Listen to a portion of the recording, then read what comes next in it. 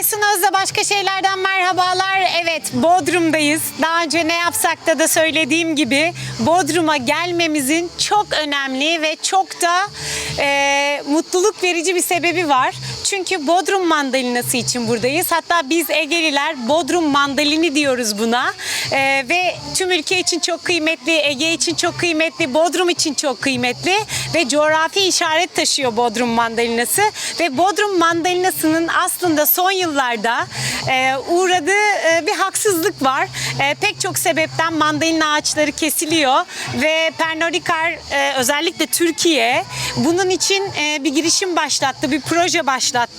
Bodrum Yeşili dedi bunun adına da ve bu senede Bodrum Yeşili projesi kapsamında bir dilim Bodrum zamanı dedi ve bir kampanya başlattı ve bu çok önemli. Hani ben bir Egeli olarak bunu çok önemsiyorum çünkü Bodrum mandalinası bizim için çok kıymetli. Hem üretici için hem ekonomik anlamda hem gastronomik anlamda hem de kültürel anlamda çok önemli bir marka Bodrum mandalinası ve Pernod Ricard Türkiye Hukuk ve Kurumsal İletişim Direktörü Zümrüt Yezdani Kedik bizimle birlikte ve sevgili Zümrüt bu konuda gerçekten çok büyük bir emek sarf etti. Gönül verdi diyebilirim bunun için ve Bodrum mandalinini kurtarmak için ve gelecek nesiller de Bodrum mandalininin kokusunu duysun diye çok önemli projelere imza attı.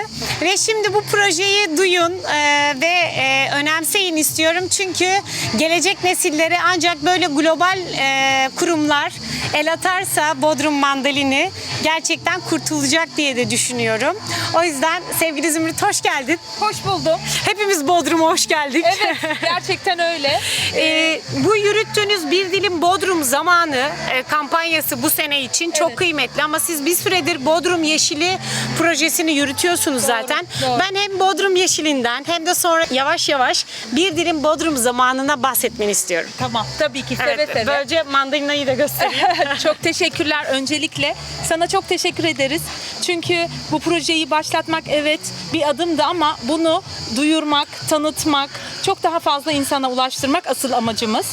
Çünkü hakikaten bu yeşil güzel meyveyi yok olma tehlikesi altında olan bu meyveyi, Bodrum mandalinini, coğrafi işaretli bu çok güzel aromaya sahip olan meyveyi yok olmaktan kurtarmamız lazım. Bu ülkemizin eşsiz bir değeri, bereketli topraklarımızda yetişen, yurt dışından burada yetişmiş olan satsumalar, lime'lar değil, bir kendi milletimize, toprağımıza ait bir meyveyi yaşatmak uğruna başlattığımız bir proje.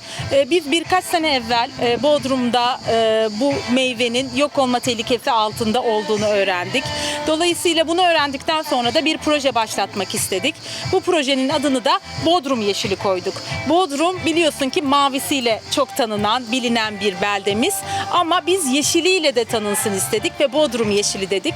Ve senin de söylediğin gibi Bodrum'un yerel halkı gibi mandalina değil de mandalin dedik. Mandalin, evet. Hatta bize düzeltme yazıları geldi işte mandalina değil mi bu diye. Biz dedik ki hayır mandalin, çünkü Bodrumlular, Egeliler buna mandalin diyor. Biz de kendimizi Fahri Bodrumlu görüyoruz ve mandalin diyoruz projemizde. Sonrasında bu Bodrum Yeşili projemizi başlattıktan sonra çalışmakta olduğumuz işletmelerle, tüm partnerlerimizle bu Bodrum mandalini tanıtmak üzere çalışmalar başlattık. Geçtiğimiz sene bir erken hasat gerçekleştirdik Bodrum'da, Ağustos ayında. Aslında bu güzel meyvenin yeşil haliyle, şu an senin elinde tuttuğun haliyle erken hasatını yaptık. Pek çok yerde kullanımı var. İçeceklerde, yiyeceklerde, tatlılarda, dondurmalarda, sorbesi yapılıyor, salatası yapılıyor. Lokumu yapılıyor. Lokumu yapılıyor, gazozu yapılıyor. Hatta ve hatta kozmetikte, kolonyada inanılmaz bir kokusu olduğu için kullanılabilecek bir ürün. Aslında nesiller bununla büyümüş, yetişmiş, okumuş. Bodrumlu pek çok çiftçi çocuklarını bundan aldıkları gelirle yetiştirmiş ve fakat maalesef aşırı şehirleşme sonrasında mandalin bahçeleri Bodrum'da yok olmaya yüz tutmuş. Biz de bunu öğrendikten sonra bu bahçeler yok olmasın, gelecek nesillere de bu güzel koku, bu aroma aktarılsın istedik. Bu yalnızca bir meyve değil, bu bir kültür, bu bir yaşam tarzına duyulan saygı açıkçası. Dolayısıyla biz bu mirası, bu kültürü taşımak ve aktarmak istiyoruz önümüzdeki nesillere. Bu kapsamda dediğim gibi hasat yaptık. Hasattan sonra İstanbul'da bir kışın zirve yaptık. Bu zirvede çiftçiyle alıcıyı buluşturduk. Sektör temsilcilerini davet ettik. Otel temsilcilerini, çeşitli STK'ları, gastronomi dünyasından isimleri, buradaki yerel üreticileri, çok tatlı ilk kez uçağa binen çiftçilerimiz oldu. Sırf bu zirveye katılmak için geldiler. Ve şunu anladık. Aslında mandalini biliyormuşuz ama çok da bu Bodrum mandalininin, bu aromasının, o içtiğimiz, yediğimiz şeyin bu olduğunun çok farkında değilmişiz. Dolayısıyla biz arz ve talebin arasında bir köprü olma görevi üstlendik. Bu zirvenin çok önemli çıktıları oldu. Bunlar hayata geçiyor. Bu üreticilerin bir arada buluştuğu bir platform hayata geçti. Şimdi bir sipariş vermek istediğinizde bu platform üzerinden ulaşabiliyorsunuz üreticilere. Bu önemli bir adım oldu. Daha sonrasında projemizde geldik Mayıs-Haziran aylarına. Aslında Bodrum mandalininin yaşam döngüsünü takip ettik biz de projemizde ve mandalin nasıl büyüyor? Biz de projemizi öyle büyüttük. Dalında büyüyen mandalin gibi biz de projemizde Mayıs-Haziran ayında mandalin çiçeği açar. O çiçekle birlikte biz de sanatsız bir proje her zaman eksik kalır düşüncesiyle sanatı dahil etmek istedik bu projeye. Ve 10 kaftan 10 sanatçı sergimizi hayata geçirdik. Bodrum'da yaşayan 10 değerli sanatçı bizim için 10 kaftan tasarladılar. Bodrum mandalini çiçeğinden aldıkları ilhamla. Arkamızda, evet, bu kaftanlar görülmekte. Bu kaftanlar Bodrum Marina içerisindeki eski Osmanlı Tersanesi'nin sergi salonunda sergilendi. Çeşitli okazyonlarda sergilendi ve sergilenecekler. Aslında sanatın nasıl bir köprü oluşturduğuna, nasıl güçlü, ilham verici bir kaynak olduğuna bir örnek daha oldu bizim için. Ve bu sene, bu yaz itibariyle projemize yeni bir soluk, yeni bir adım atalım ve bir adım öteye taşıyalım istedik ve senin bahsettiğin kampanyamıza başladık. Bu kampanyamızın adı Bir Dilim Bodrum Zamanı. Bir Dilim Bodrum Zamanı aslında tüm işletmeleri, tüm sektörü, Bodrum mandalinini kullanabilecek tüm paydaşları menülerinde veya ürünlerinde, bu kozmetik olabilir, yiyecek olabilir, içecek olabilir, kullanıldıkları ürünlerde ve menülerinde Bodrum mandalini kullanmaya davet ediyoruz. Dolayısıyla senin vesilenle de aslında bu çağrımızı buradan da yineliyor olalım. Bir dilim Bodrum zamanı diyelim ve hepimiz Bodrum mandalinine yer açalım istiyoruz. O dalın bir ucundan hepimiz tutalım istiyoruz. Evet.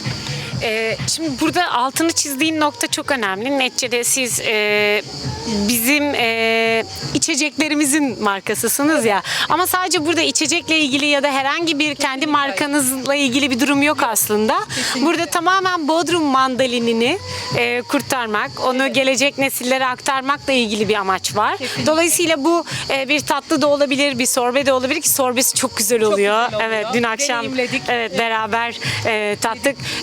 Çok güzel kolonyası oluyor ki Bodrum Yadigarı'nda bunu görüyoruz.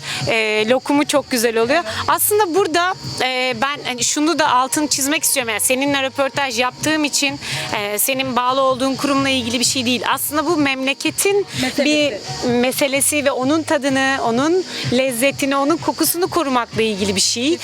O yüzden de hani bunun altını çizmek bence çok kıymetli. Yani Bodrum mandalini yaşasın diye bir şey bu. Hani sadece içmeyelim ama yiyelim de, koklayalım da. Kesinlikle aynı şeyi söylüyorum her zaman her yerde. Bu bizim projemiz değil. Yani bu projenin adımını atmış olabiliriz ama bu hepimizin içinde olması gereken bir proje. Bu bir firmaya ait bir proje değil, bir ticari proje hiç değil zaten. Bu hepimiz için gerçekten bir memleket meselesi, hep söylüyorum. Kendi ürünümüzü kullanalım, tanıtalım, yaşatalım. Bu topraklar çok bereketli. Pek çok başka ürün daha var. Bu arada biz bu projeyi başlattıktan sonra ülkenin dört bir yanından mesajlar da geldi. İşte şu üründe var, bu üründe var. O kadar zengin bir ülkeyiz ki çok şükür. Bu değerlerimizi kaybetmeyelim.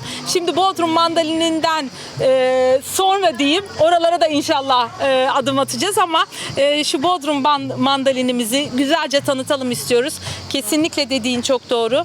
Bu yani suda da mükemmel bir aroma katıyor, sodaya da mükemmel bir aroma katıyor. Yalnızca bir salatanın içinde de çok güzel yer alıyor.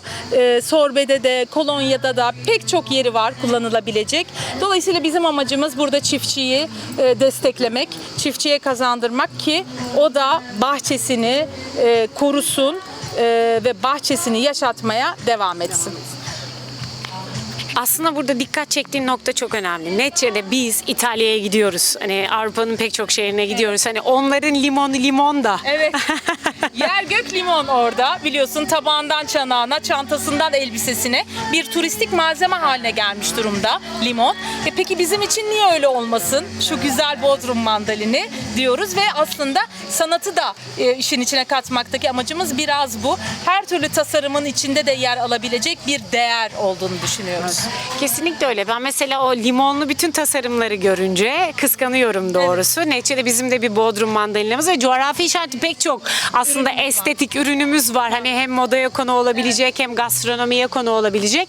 Bunların hepsi çok büyük kültürel değerler bir taraftan da.